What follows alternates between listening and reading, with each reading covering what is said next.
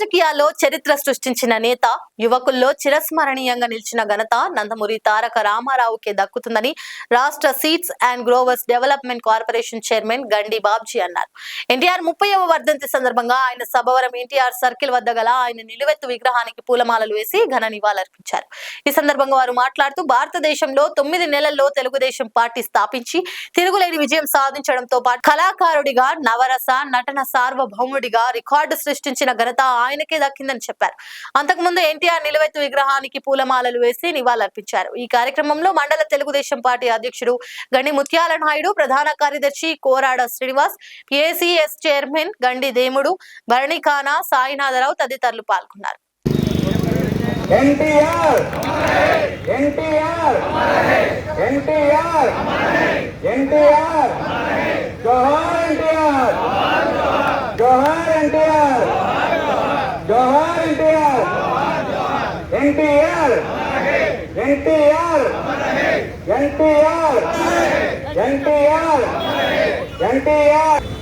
ఎన్టీఆర్ ఎన్టీఆర్ ఎన్టీఆర్ ఎన్టీఆర్ ఎన్టీఆర్ ప్రజలు ఎట్లా చేశారో మనకే తెలియదు. ఒక ప్రతిపక్ష నాయకునికి ఇంత గట్టిగా బుద్ధి చెప్పిన ప్రజలు నిజంగా విజ్ఞావంతులు. వాళ్ళు అనుకుంటాం మన అమాయకులు, మనం ఏం చెప్తే చేస్తారని. కానీ మనం ఎన్ని చేసినా, ఏమి డబ్బిచ్చినా, ఎంత మనం చూపించినా, వాళ్ళు ఎవరికి వెయ్యాలో, ఎవరిని గెలిపించాలో ప్రజలు నిర్ణయించుకునే అధికారం ఈరోజు ప్రజలకు బాగా తెలిసింది. మాధ్యమాల ద్వారా, నాయకుల ద్వారా, ప్రచారం ద్వారా ఈవేళ అంతటి ఘన విజయాన్ని సాధించారంటే అది ప్రజల యొక్క విద్యుత. అందువల్ల మనం ఆ మహానుభావుడు చూపించిన మార్గంలో ఏవైతే ఇందాక చెప్పారో ఆ కార్యక్రమాలన్నీ ఈవేళ అమలవుతున్నాయంటే ఎన్టీ రామారావు చేయాలి. మనమైనా లేట్ చేస్తామేమో కానీ ఎప్పుడు ఒక అరగంట ముందుంటే సాయినాథ్ గారికి, బాబురావు గారికి ప్రత్యేక ధన్యవాదాలు. నిజంగా మీ అంత ఓపిక మాకు ఎవరికి లేదు.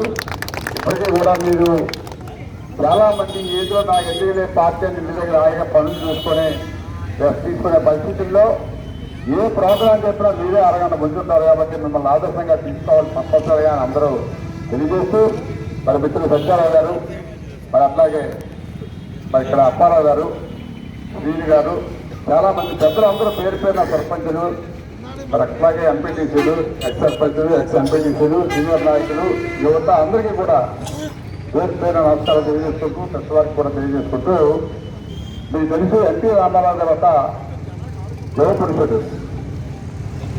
దేశ రాజకీయాల్లో ఒక పెనుమార్పు తీసుకొచ్చిన నాయకుడు ఎవరైనా ఉన్నారంటే ఎన్టీ రామారావు గారు.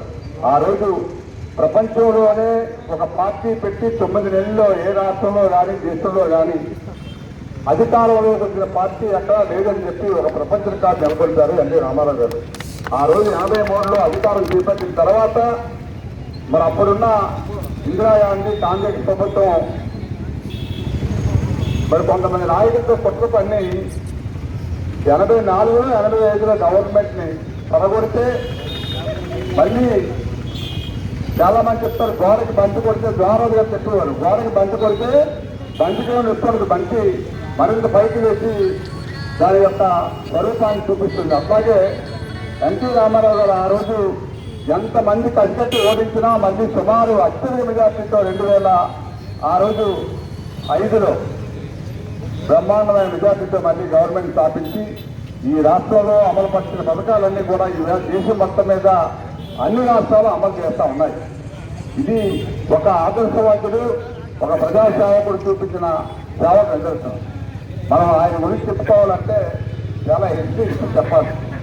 అందువలన ఆ మహానుభావుడు పుట్టిగా మన రాష్ట్రానికి ఒక ఆదర్శంగా ఎంచుకుని మన పార్టీకి ఇవాళ ఎంతో భవిష్యత్తు క్రియేట్ చేసిన ఆ మహానుభావులు స్మరించుకుంటూ, మరి ఆయన కుటుంబ సభ్యులు కానీ, ఇవాళ పార్టీ కానీ, చంద్రబాబు నాయుడు గారు అధికారం చేపట్టిన తర్వాత ఆయన మార్గంలోనే మనం నడుస్తున్నాం. ఎన్నో అభివృద్ధి కార్యక్రమాలు చంద్రబాబు నాయుడు గారు, తర్వాత లోకేష్ గారు, ఈవేళ మనకు ఉమ్మడి ప్రభుత్వం కాబట్టి పవన్ కళ్యాణ్ గారు, బీజేపీ పెద్దలు అందరూ కూడా కలిసి ఇవాళ రాష్ట్రాన్ని ముందుకు తెలుసుకుంటున్నారు. ఎన్నో లక్షల కోట్లు పెట్టుబడి మన రాష్ట్రానికి వస్తున్నాయి. కాబట్టి రాబోయే రోజుల్లో మన ప్రాంతం ఒక పెద్ద కారిడార్గా, ఎకనామిక్ కారిడార్గా బౌండరీలు ఎట్లా అయితే ఉందో అట్లా అవ్వడానికి అవకాశాలు ఉన్నాయని చెప్పి స్వయాన చంద్రబాబు నాయుడు గారు మనకు చెప్పారు. మన రాష్ట్రాన్ని 3 ప్రాంతాలుగా విడగొట్టి 3 క్యారిడార్లు తయారు చేసి ఈ 3 ప్రాంతాలని సమానంగా అభివృద్ధి చేస్తామని చెప్పి ఇప్పటికే మన విశాఖపట్నంలో తెలుసు సుమారు 2,50,000 కోట్ల రూపాయలు పెట్టుబడికి అనకాపల్లి వైజాగ్లో పెట్టుబడి పెడుతున్నాం. రాబోయే 2 సంవత్సరాల్లో సుమారు 2-3 లక్షల యువతకి ఉద్యోగావకాశాలు వస్తాయి. ఎక్కడ పనిచేసినా కూడా ఐటీలో మన వాళ్ళందరూ కూడా విశాఖపట్నం వచ్చి మళ్ళీ ఇక్కడ పనిచేసే అవకాశాన్ని మన ప్రభుత్వం కల్పిస్తుంది. ఇవన్నీ కూడా ప్రజలు తీసుకెళ్లాలని చెప్పి తెలియజేస్తూ మరి మీరందరూ కూడా ఎంతో కష్టపడి ఈ పార్టీ కోసం పనిచేశారు. ఇంకా ఎన్నో పనులు మనం చేసుకోవాలి. ఇవన్నీ కూడా కొంచెం ఓపికగా మనం ముందుకెళ్తే డెఫినెట్గా పార్టీ మనకు మంచి పార్టీ వల్ల జరుగుతుందని ఆశిస్తూ మీరందరూ కూడా ఎంతో చక్కగా డిఫరెంట్ టైంకి ప్రోగ్రామ్ అరేంజ్ చేసిన మన నిర్వాహకులకు పెద్దలకు అందరికీ కూడా పేరుపై నమస్కారం తెలియజేస్తుంటూ లైక్ చేయండి, షేర్ చేయండి, సబ్స్క్రైబ్ చేయండి. మరిన్ని వీడియోల కోసం బెల్ సింబల్ పై క్లిక్ చేయండి.